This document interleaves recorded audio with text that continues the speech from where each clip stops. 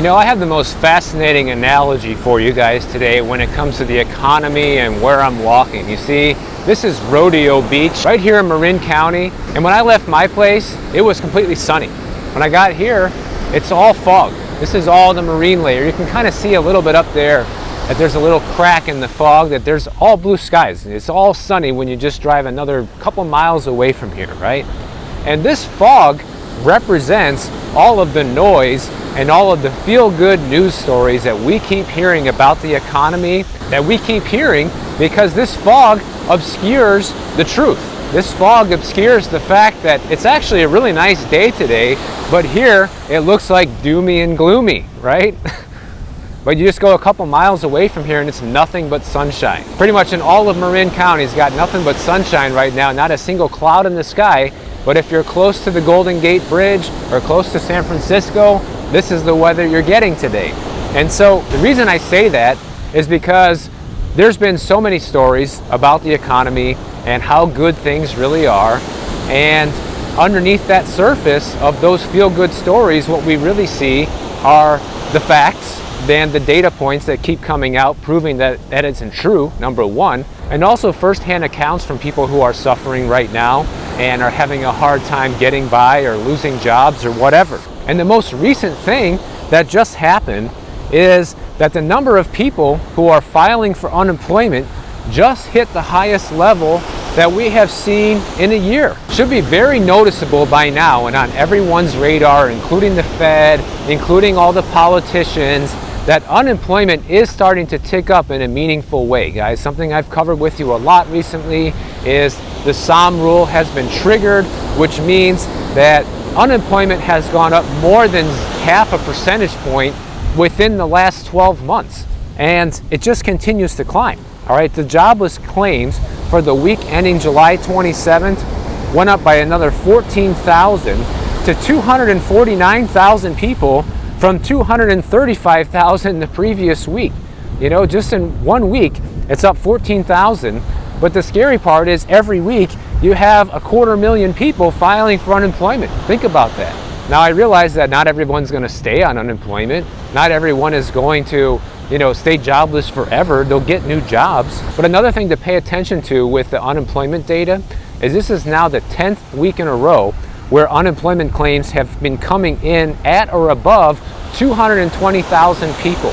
So that's already 2.2 million people just in the last 10 weeks that have made an unemployment claim, guys. That is awful. But yet all we keep hearing is how good everything is. And get this, the amount of people who are remaining on unemployment for at least 4 weeks or longer has also increased to 1.87 million people. So close to 2 million people, which is also the highest number we've seen since November of 2021. So clearly, unemployment is going up in a very meaningful way right now. And that's most likely going to be one of the biggest catalysts for the upcoming Fed rate cut that we're all hearing about that's probably coming in September, which we'll talk a little bit more about that. But this shows you guys that the layoffs right now are off the charts and it can continue to get worse easily. And it's one of the reasons why all the economists and politicians are sounding the alarm bell like, hey, we got to cut rates because, if we don't, then this is going to spiral out of control and we're really going to see the layoffs and unemployment go up. Here's something funny from this story, okay? It says strong consumer demand and a resilient labor market has helped to avert a recession that many economists forecast during the extended flurry of rate hikes that began in March of 2022. So what you're seeing is people using debt to buy a lot of things right now, almost everything. And you have rich people in this country that literally account for 40% of the spending, all of the spending, guys. So almost half of the spending is accounted for just from the affluent people who have seemingly an endless amount of money that can continue buying things as they please, right? And those people are doing better than ever because of how much the stock market has gone up, because of how much housing values have gone up, because of where interest rates are at. That helps people who have a lot of money.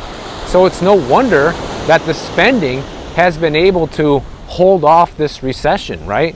Or at least if you see it that way. Because when a small percentage of people spend half the money, it's not really a big shocker that they can continue bolstering the economy. Now, obviously, the Fed just had their meeting. They left rates where they're at, and Jerome Powell left it on the table that it's a possibility we may see a rate cut in September, but of course, no promises. They're never going to promise that. Here's the thing we got to watch out for is when the next unemployment reading comes out for August, is it going to go up beyond the 4.1% that it is right now? Because it has been climbing tremendously over the past year at a very quick rate. So are we going to continue to see that happen is going to be the next thing to look out for. And you know what else? According to the government and the Fed, you're already making enough money. Even though people are having a hard time affording life as we know it, they say, nope, you're making enough money. Because one thing we're also seeing happen besides unemployment go up is we're also seeing wage growth continue to slow down. And this is exactly what the Fed wants to see in order to start cutting rates. Yet another thing that could help them in their fight against inflation, right? Because if people don't make as much money, they won't have as much money to spend and continue to drive up prices. That's the idea behind this.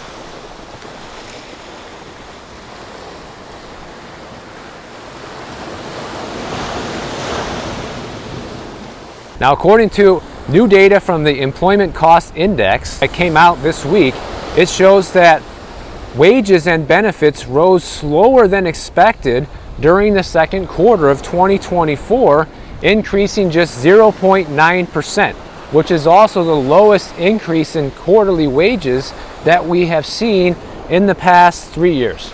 So, looks like things are finally starting to come back down to reality, except the cost of living. Right now, the annualized wage increases are now coming in at around 4.1%. Well, the inflation numbers are coming in right around 3%, so that's not very good. And that's if you believe the inflation numbers. We all know 3% is not really the truth. So which means that the wages that we're seeing, the wage growth numbers, are not keeping up with inflation. Yep, I'm walking through the water, and yes, it's cold. No, it doesn't bother me. Now, if you look at another way to track wage growth, it's actually even worse than that. According to the jobs report, they say that the yearly wage growth right now is only at 3.7%. That's even worse than what the Employment Cost Index is saying it is. And you know, here's another reason that a lot of people are feeling two different types of economies right now. It's not just the difference between who has money and who doesn't. It also depends on which field you work in. Because some fields are seeing a lot of hiring and a lot of wage increases right now versus no hiring and layoffs and wages not increasing. And a perfect example of this is the lion's share of all the job growth that's been happening over the past couple of years has been in healthcare, government, and leisure and hospitality. So it's not like the entire economy is doing well, and half of that is powered by the government, you know? All of the government jobs are obviously government, but healthcare is also funded by the government with Medicare and Medicaid, things like that.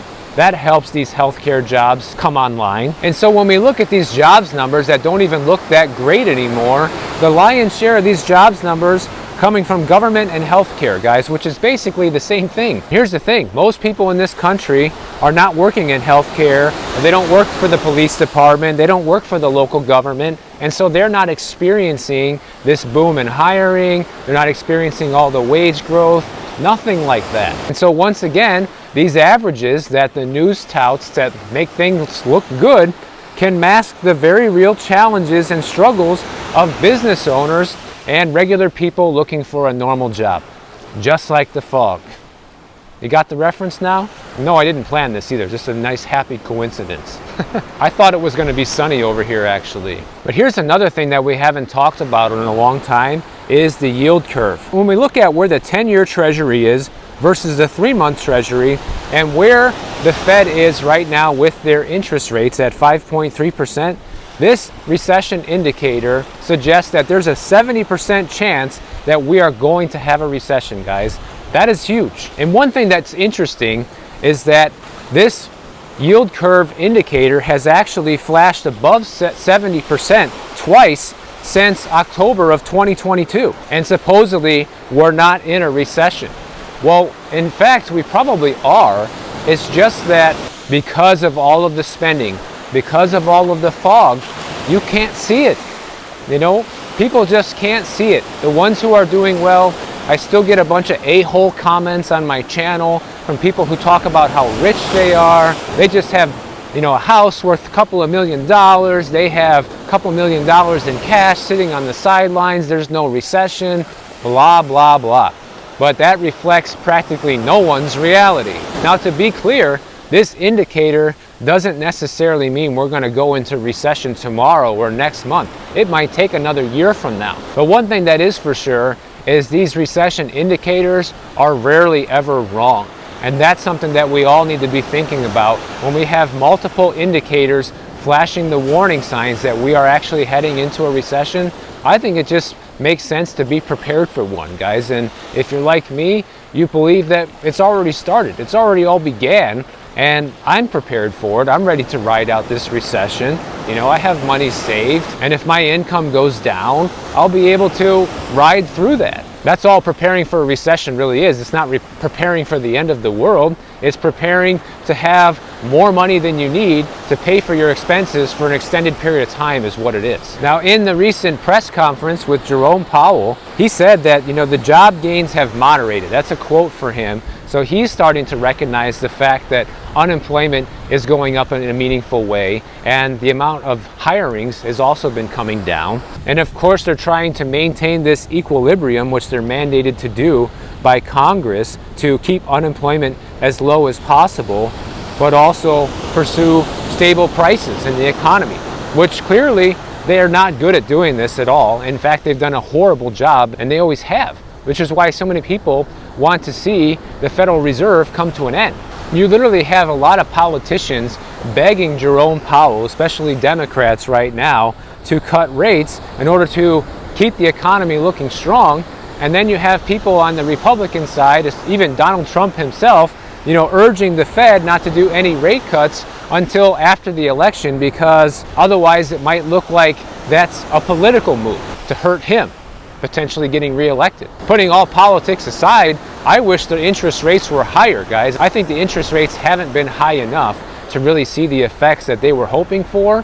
And when you're a saver like me, having high interest rates is fantastic. But just from my own personal wishes, I wish interest rates would go up, not down. But a lot of these people are getting scared that if the Fed doesn't lower rates soon, then unemployment can go from bad to worse very quickly, which is something that we have seen in all of the past recessions. So I think a lot of these people are starting to realize and get on board with the fact that, yeah, we probably are heading into a recession, but they're wrong in their thinking that if the Fed starts lowering rates, that somehow that's going to avert the recession. In fact, usually when the Fed starts cutting rates, that's marking the beginning of the official recession. You can see it right here on this chart. Every time the Fed starts cutting rates, those gray bars are marking the period of recession in history. So every time the rates start going down, we hit recession.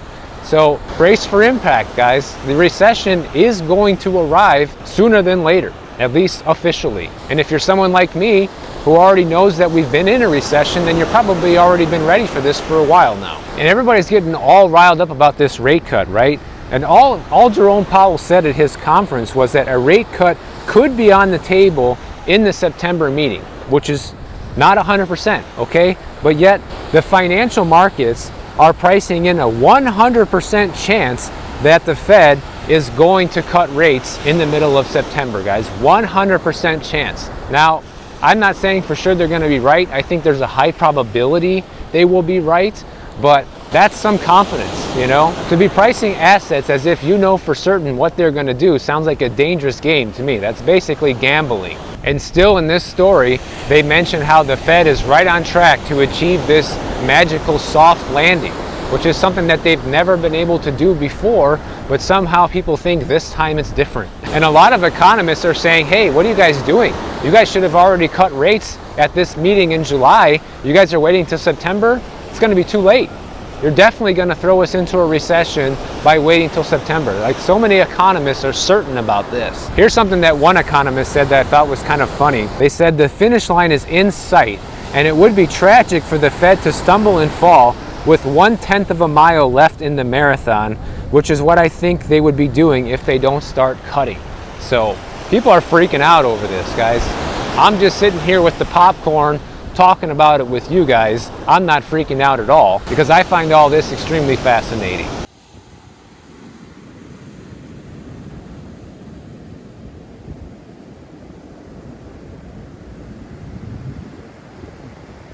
You also even had 3 Democratic senators, one of them being Elizabeth Warren, wrote a letter to the Fed urging Jerome Powell to cut rates. The letter said that a failure to reduce borrowing costs soon would suggest the Fed is giving into bullying and would itself be a political move. So both sides of the aisle are trying to push the Fed in the direction they see most favorable for them, because obviously what they do in September might have an effect on how people perceive the economy and where things are going and ultimately the election results. Now here's something else that's happening.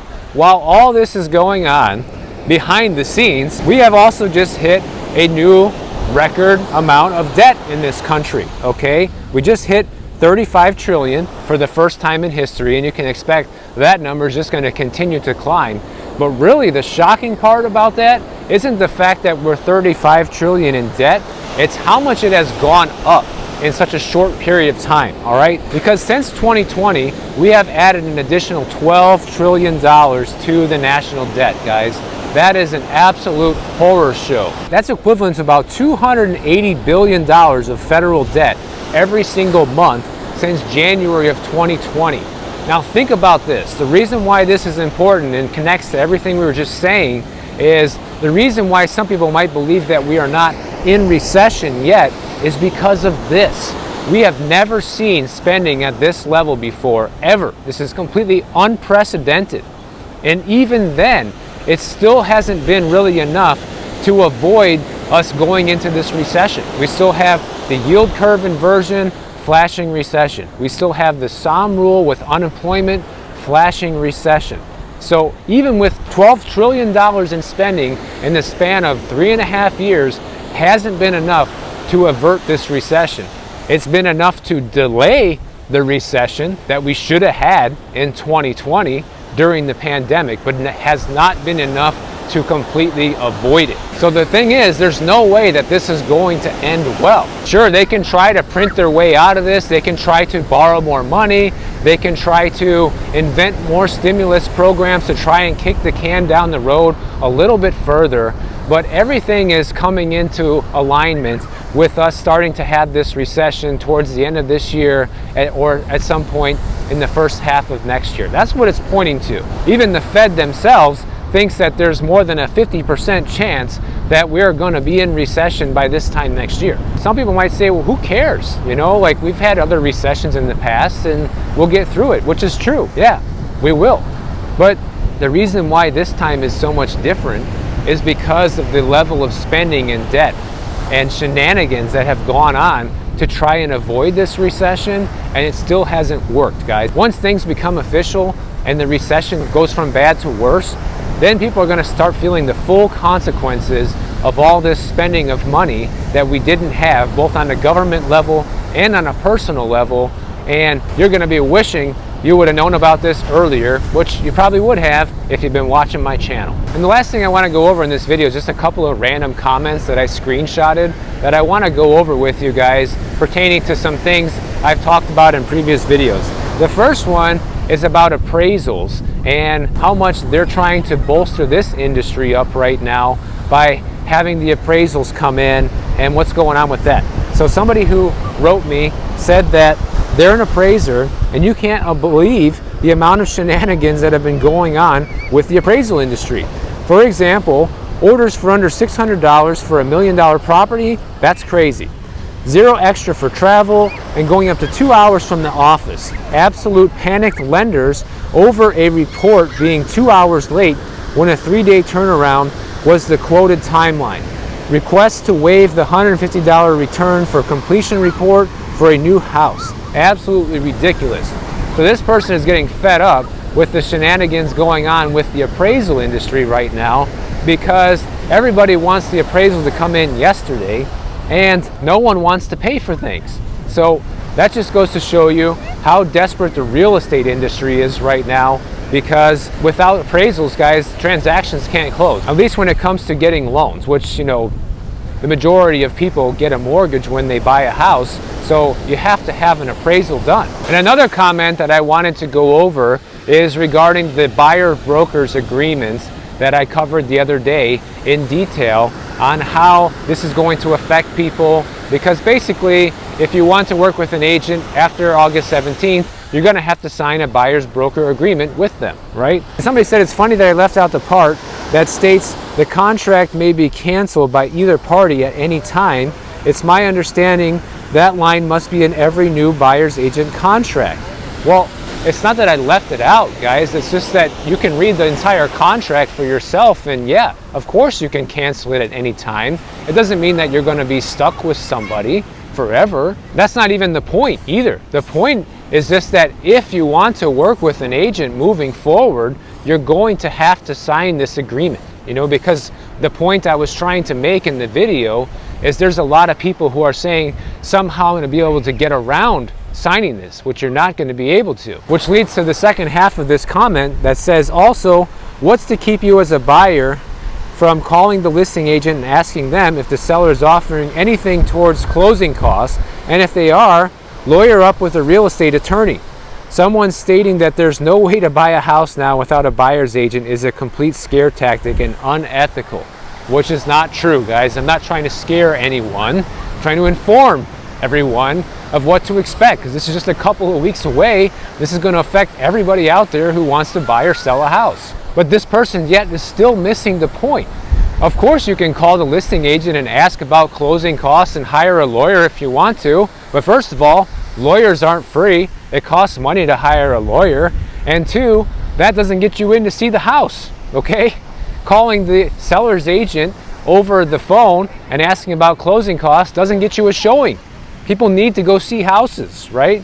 So if you want to go see that house with the seller's agent or the listing agent, as you call it, guess what you're going to have to do? You're going to have to sign a buyer broker agreement with the listing agent, okay? It's that simple. So that's all just the point that I continue to try to make on the channel. I just want people to understand how things work. Now, that's what this whole video was about today. How things are working with the economy and the current state of affairs with unemployment. I want people to know this stuff. Some people might think that I'm doing this to scare everyone, but really I'm doing it so that way you can prevent becoming a statistic yourself. That's the real motivation here. So anyways, if you didn't know before, now you know. And if you enjoyed this video, make sure you subscribe to the channel. And if you don't want to wait for my next video to come out, check out this one on the screen right over here. And I'll see you in the next one.